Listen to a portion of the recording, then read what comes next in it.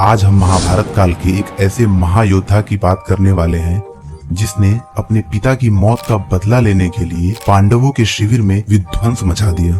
उसने अपनी शक्तियों के दम पर गर्भ में पल रहे पांडव पुत्रों की हत्या कर दी।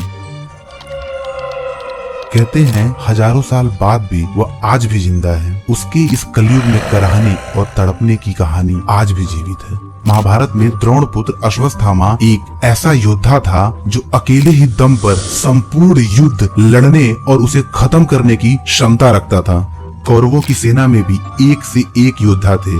पांडवों की सेना हर लिहाज से कौरवों की सेना से कमजोर थी, लेकिन फिर भी कौरव हार गए। महाभारत युद्ध के बाद जीवित बचे 18 योद्धाओं में से एक अश्वत्थामा भी थे। अश्वत्थामा को संपूर्ण महाभारत के युद्ध में कोई नहीं हरा सकता था। कहा जाता है कि कृष्ण के श्राप के कारण वो आज तक धरती पर भटक रहा है। जब युद्ध में कौरव समाप्त हो गए थे, दुर्योधन खुद को बचाने के लिए तालाब में छिप गया था। तब पांडवों से अपने अपमान का बदला लेने के लिए शिविर में सोए द्रौपदी के निरपराध 5 पुत्रों की हत्या उस दौरान कौरवों के सेनापति अश्वत्थामा ने कर दी थी।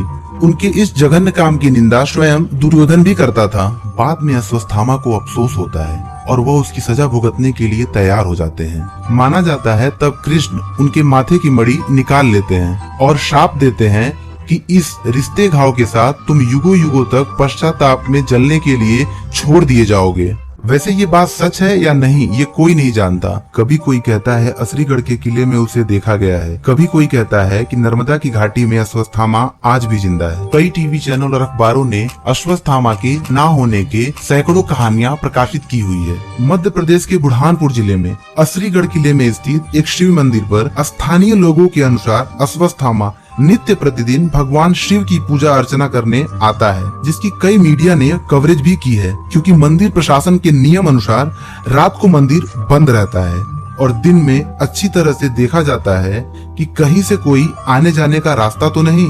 लेकिन प्रातः काल उठकर हमें वहां जाने पे पता लगता है कि किसी ने शिवलिंग पर ताजे फूल अर्पित किए हुए हैं। ये प्रथा है कि रोज डेली रात में 12 से 5 के बीच में गुलाब का फूल माधव जी की पिंडी पे रख के जाते हैं। तो वहाँ पर अगर जैसे जाते भी हो तो कई बार पाँव के निशान देखने को मिलते हैं, बड़े बड़े पंजे। इसी प्रकार भारत में कई जगह अश्वत्थामा को देखने का दावा किया जाता है। यदि आप पौराणिक कथाओं में विश्वास रखते हैं और उसे अपने भारत का इतिहास मानते हैं तो अवश्य अश्वत्थामा अवश्य जिंदा है। उसके बारे में भले ही कहानियां अलग अलग हो सकती हैं, लोगों के मतभेद अलग हो सकते हैं, लेकिन सत्य यही है कि अश्वत्थामा आज भी इस धरती पर वनों में भटक रहे हैं। वह मानव बस्ती में नहीं आ सकते क्योंकि उन्हें भगवान कृष्ण का श्राप लगा हुआ है। ऐसे ही धर्म और आध्यात्म से जुड़ी कहानियों को जानने के लिए सब्सक्राइब करें।